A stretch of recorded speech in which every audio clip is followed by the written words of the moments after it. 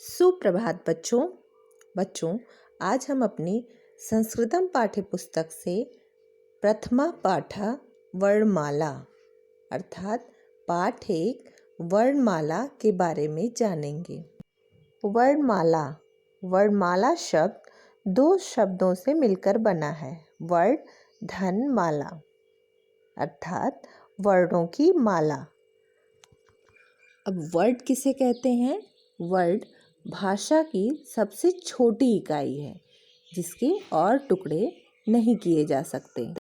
Word को हम अक्षर भी कह सकते हैं। वर्डों को व्यवस्थित रूप में रखना वर्णमाला कहलाता है। वर्डों को दो भागों में विभाजित किया गया है। पहला स्वर और दूसरा व्यंजन। संस्कृत में स्वर को स्वराः और व्यंजन को व्यंजनानि कहते हैं। स्वर कितने होते हैं, किसे कहते हैं, आइए जानते हैं। स्वर जिन वर्णों का उच्चारण करने में हमें अन्य वर्ण की सहायता नहीं लेनी पड़ती है, अर्थात जिन वर्णों का उच्चारण हम स्वतंत्र रूप से करते हैं, उन्हें स्वर कहते हैं। आ से अ तक स्वर होते हैं। संस्कृत वर्णमाला में कुल 13 स्वर होते हैं। आइए अब व्यंजन वर्णा अर्थात व्यंजन वर्ड के बारे में जानते हैं।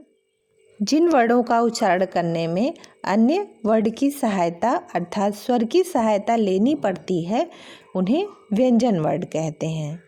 बच्चों, व्यंजन वर्णों को कई वर्गों में विभाजित किया गया है, जैसे क वर्ग, च वर्ग, ट वर्ग, ता वर्ग, पा वर्ग, अंतस्थ व्यंजन और ऊष्म व्यंजन। आइए इन सभी के बारे में विस्तार रूप से जानते हैं। क वर्ग। क वर्ग में कितने वर्ड हैं? 5। कौन कौन से हैं? क, ख, ग, घ, अंगा। ये क वर्ग कहलाता है। क से अंगा तक के अक्षरों को हम क वर्ग कहते हैं। अगला है च वर्ग। च से इ तक के अक्षरों को वर्णों को हम च वर्ग कहते हैं। आइए पढ़ते हैं च, छ, ज, झ, इय। अगला वर्ग है ट वर्ग। ट से अड़ा तक के अक्षरों को हम ट वर्ग कहते हैं। आइए पढ़ते हैं ट, ठ, ड, ढ, अड़ा। अगला है त वर्ग। इनमें भी 5 वर्ड होते हैं, 5 अक्षर होते हैं। त, थ, ध, ध, न। ता से लेके न तक ता वर्ग कहलाता है। अगला है प वर्ग। प वर्ग में कौन कौन से अक्षर हैं? प, फ, ब, भ, म। अर्थात प से लेके म तक प वर्ग कहलाते हैं। बच्चों, क से लेके म तक अर्थात क वर्ग से लेके प वर्ग तक के व्यंजनों को हम स्पर्श व्यंजन कहते हैं। स्पर्श व्यंजन कुल 25 होते हैं। स्पर्श व्यंजन कहते किसे हैं? मुख के विभिन्न भागों में जिह्वा के स्पर्श से बोले जाने वाले व्यंजन स्पर्श व्यंजन कहलाते हैं। अर्थात इन वर्णों के उच्चारण में हमारी जो जिह्वा होती है वो मुख के अंदर अलग अलग स्थानों को स्पर्श करती है। स्पर्श अर्थात छूती है। जैसे क वर्ग के लिए कंठ का, च वर्ग के लिए तालु का, ट वर्ग के लिए मूर्धा का, ता वर्ग के लिए दंत का और पा वर्ग के लिए ओष्ठ का स्पर्श करती है, इसलिए इसे स्पर्श व्यंजन कहते हैं। अन्य व्यंजन वर्ड क्रमशः इस प्रकार हैं। य, र, ल, व। ये व्यंजन वर्ड अंतस्थ व्यंजन कहलाते हैं।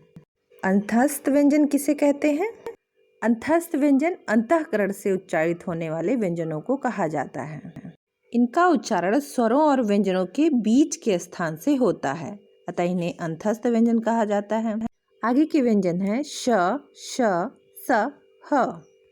श से ह तक ऊष्म व्यंजन कहलाते हैं।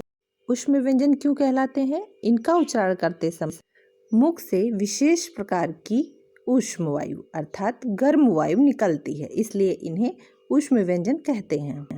तो बच्चों, आज के लिए बस इतना ही। इस पाठ के आधार पे कुछ नोट्स बनाए गए हैं जिन्हें आप विद्यालय में आकर प्राप्त करें।